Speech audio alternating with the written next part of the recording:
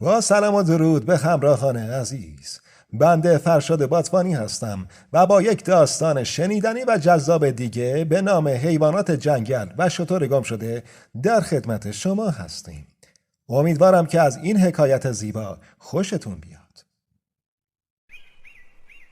به نام خدا. حکایت حیوانات جنگل و شتر گم شده.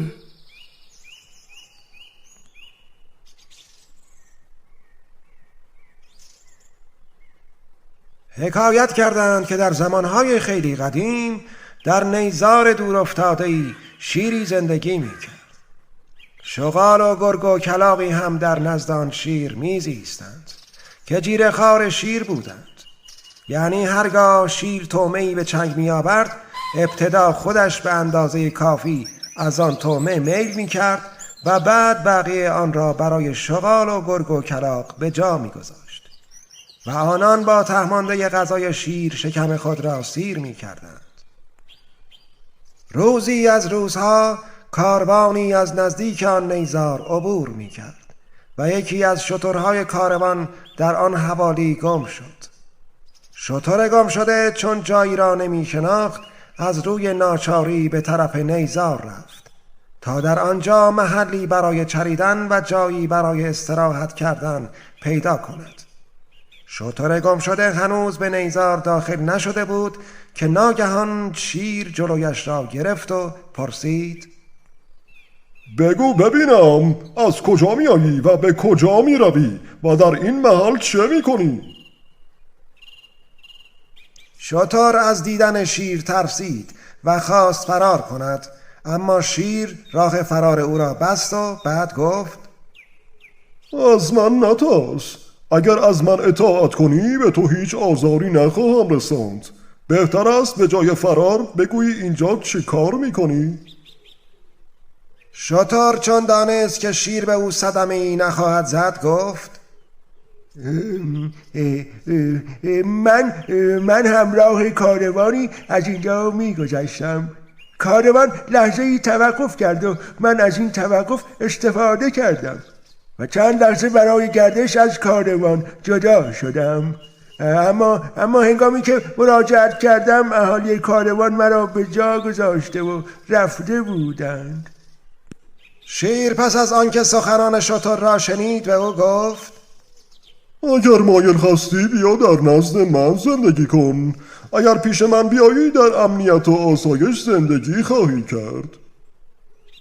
شتر خوشحال شد و موافقت خود را اعلام کرد. شیر او را به نزد سایر حیوانات برد و به آنها گفت: این شتر در این حوالی گم شده بود. من او را امان دادم و از این به بعد یکی از رعایای من محسوب خواهد شد. گرگ و شغال و کلاغ از آمدن شتر خوشحال شدند و از آن پس شتر و سایر حیوانات در آنجا به زندگی خود ادامه دادند. روزی از روزها شیر به حیوانات گفت: امروز میخواهم برای شکار آهو به کنار چشمه بروم. نزدیک غروب مراجعت خواهم کرد. شیر پس از این حرف از حیوانات خداحافظی کرد و به طرف چشمه رهسپار گردید.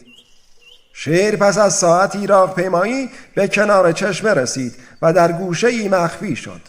هنوز چند لحظه از مخفی شدن او نگذشته بود که ناگهان از وسط نیزار صدای غرش فیلی شنیده شد و بعد از دقیقه‌ای فیل بزرگ و نیرومندی از میان درختان به طرف چشمه آمد. فیل غرش کنان و زوزه کشان به جانب چشمه می آمد و درختان کوچک و بزرگ را که جلوی راهش بود در هم می شکست و خرد می کرد. حرکات و غرش های فیل نشان میداد که او خیلی ناراحت و عصبانی است. فیل به کنار چشمه آمد و با عصبانیت مقداری آب نوشید و بعد درختان اطراف چشمه را شکست و از بین برد و یکی از آنها را با خرطوم خود به طرفی که شیر در آنجا پنهان شده بود پرتاب کرد. شیر به سرعت از مخفیگاه خود خارج شد، زیرا اگر از مخفیگاهش خارج نمی شد درختی که فیل پرتاب کرده بود رویش می افتاد و او را نابود می کرد. هنگامی که شیر از مخفیگاه خود بیرون آمد فیل او را دید و در حالی که نعره میزد گفت: بگو ببینم ای خیره سر، اینجا چه کار میکنی؟ با چه جرأتی اینجا آمده ای؟ مگر از من نمیترسی؟ شیر با شجاعت جواب داد: من از هیچ کس نمیترسم. خشم فیل از شنیدن این حرف زیادتر شد. به همین دلیل گفت: پس همانجا بایست تا استخوان‌هایت را خورد کنم. شیر میدانست که زورش به فیل نخواهد رسید. به این جهت به او گفت: من با تو جنگی ندارم. اگر به من کاری نداشته باشی فوراً از اینجا میروم و دیگر هم به اینجا نمیآیم. اما فیل بیش از اندازه غضبناک بود. به همین سبب با خشونت گفت: نمیگذارم از اینجا بروی. خودت را برای جنگ با من آماده کن. فیل پس از این سخن با سرعت به شیر حمله کرد. جنگ سختی بین شیر و فیل به وقوع پیوست. شیر با چنگ و دندان و فیل با خرطوم و لگد به یکدیگر حمله می کردند. شیر با وجود آنکه جسارت و شجاعت زیادی از خود نشان داد، اما نتوانست کاری از پیش ببرد، زیرا فیل از او نیرومندتر بود. شیر چون قادر به مقاومت کردن در مقابل فیل نبود، ناچار تنها راه را در آن دید که از آن مهلکه بگریزد. ولی قبل از آن که بتواند فرار کند، فیل چندین جای بدن او را مجروح و خونین ساخت. اما به هر ترتیبی بود شیر از چنگ فیل فرار کرد. شیر پس از ساعتی با بدنی خونالود و مجروح خودش را به نزد دوستانش رساند. گرگ و شغال و کلاغ و شتر چون شیر را در آن حال دیدند بسیار متاسف شدند. آنها به شیر کمک کردند و او را به لانه‌اش بردند و بعد به مداوای زخم‌هایش پرداختند. شیر به مدت چند روز همچنان با بدنی مجروح در لانه‌اش استراحت می کرد.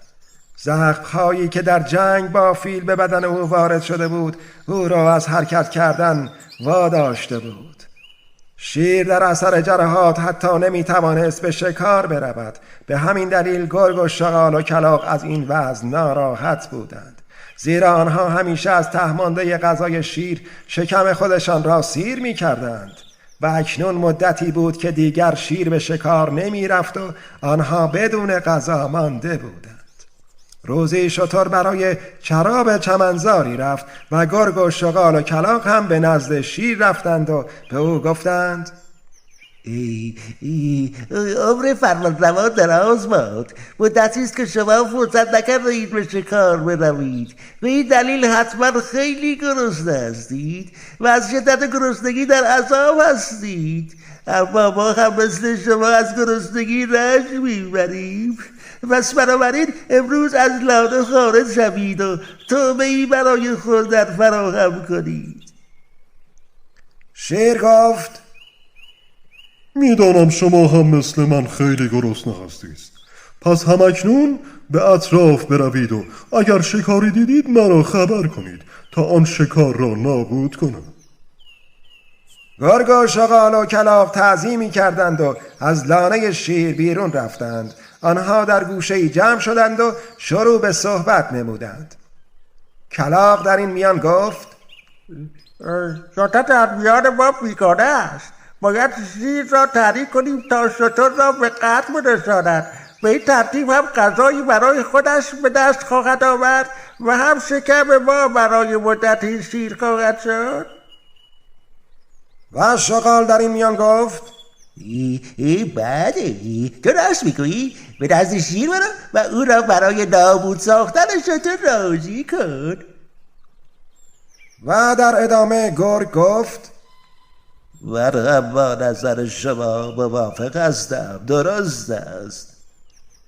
کلاغ پس از این گفتگو به نزد شیر رفت و به او گفت: جناب شیر، جناب، در این اطراف شکار دیده نمی شود، اما به نظر من به دست آوردن طعمه بسیار آسان است. شیر با تعجب پرسید: چگونه میتوان به آسانی طعمه به دست آورد؟ و در ادامه کلاغ گفت: شتر در میان ما بیگانه است و دوست چندانی با ما ندارد و دوستی با ما ندارد. خلاصه در ضمن گوشت خوب و لذیذی دارد. به نظر من باید او را نابود کنیم و با گوشتش خودمان را سیر نگه داریم.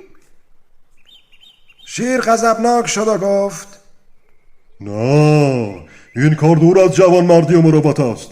او به ما پناه آورده است. ما نباید او را نابود کنیم. کلاغ با ملایمت گفت جناب شیر، شما درست میگویید، اما بعضی وقتا لازم است که یک نفر فدا شود تا بقیه سلامت و زنده باقی بمانند. شیر با شنیدن این سخن نرم شد و موافقت کرد که شتر را نابود کند.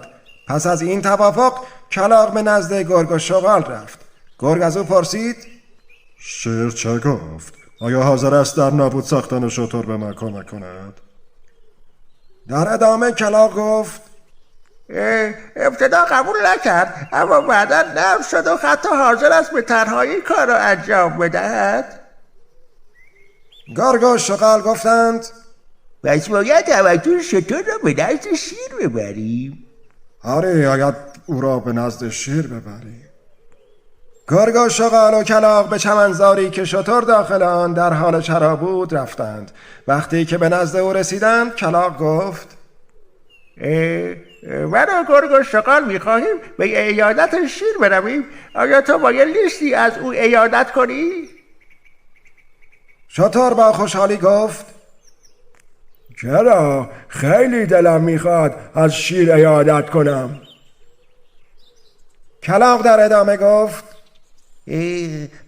پس بیا با هم به نزد او برویم. اما هنگامی که به نزد او رسیدیم هر یک از ما برای اثبات وفاداری خود باید به او بگوییم که چه بگوییم؟ ای فرمان روای جنگل، مرا به عنوان صبحانه میل نمایید. البته گفتن این سخن هیچ خطر و ضرری ندارد بلکه یک تعارف خشکخواری است. شتر حرف کلاغ را قبول کرد و بعد همگی پیش شیر رفتند.